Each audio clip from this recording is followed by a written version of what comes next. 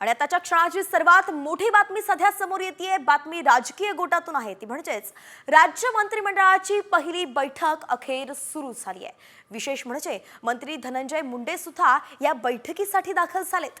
या बैठकीत सरपंच संतोष देशमुख यांच्या हत्या प्रकरणाचे पडसाद उमटण्याची शक्यता आहे आणि याच बैठकीत मुख्यमंत्री देवेंद्र फडणवीस, उपमुख्यमंत्री एकनाथ शिंदेही उपस्थित आहेत। मात्र उपमुख्यमंत्री अजित पवार हे राज्याबाहेर आहेत आणि त्यामुळेच ते या बैठकीला उपस्थित राहिले नाहीत। रुपाली बडवे आपल्या प्रतिनिधी आपल्यासोबत जोडल्या गेल्या आहेत। रुपाली, आपण पाहतोय अखेर ही कॅबिनेट बैठक, पहिली कॅबिनेट बैठक सुरू झाली आहे आणि धनंजय मुंडेंची उपस्थिती आहे। नेमकं खरंच बीडच्या सरपंच हत्या प्रकरणाचे पडसाद यावरती उमटू शकतात का? कोणते महत्त्वाचे मुद्दे आहेत या बैठकीचे?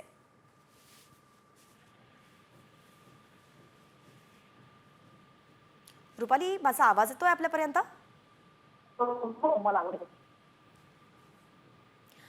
तर ही जी महत्त्वाची पहिली बैठक कॅबिनेट बैठक होतीये, यामध्ये खरंच सरपंच हत्या प्रकरणाचे पडसाद उमटू शकतात का? कुठले महत्त्वाचे मुद्दे आहेत या बैठकीचे?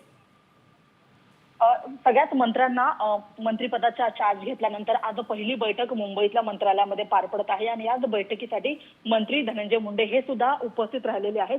आपण पाहत आहोत की मागच्या अनेक दिवसापासून जेव्हापासून सरकार स्थापन झालेलं आहे तेव्हापासूनच राज्यामध्ये बीडच्या प्रकरणाची मोठी चर्चा होत आहे।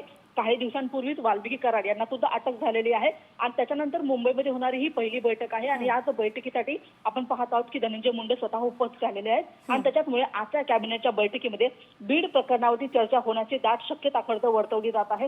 जशा पद्धतीने अनेक घडामोडी घडलेल्या आहेत, बीडच्या मध्ये अनेक खरं आंदोलनं झालेली आहेत, परळीमध्ये आंदोलनं झालेली आहेत आणि आरोप प्रत्यारोप झालेले आहेत। या सगळ्याचे पडसाद आजच्या या कॅबिनेटच्या बैठकीमध्ये उमटू शकतात।